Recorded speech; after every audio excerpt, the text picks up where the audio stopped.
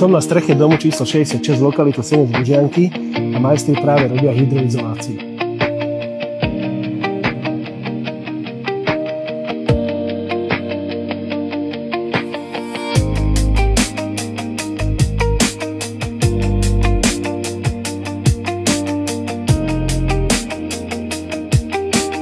Fatra, začalo to v roku 1935 u Baťu, prvé masky, prvé gumáky, prvé plasty v republike.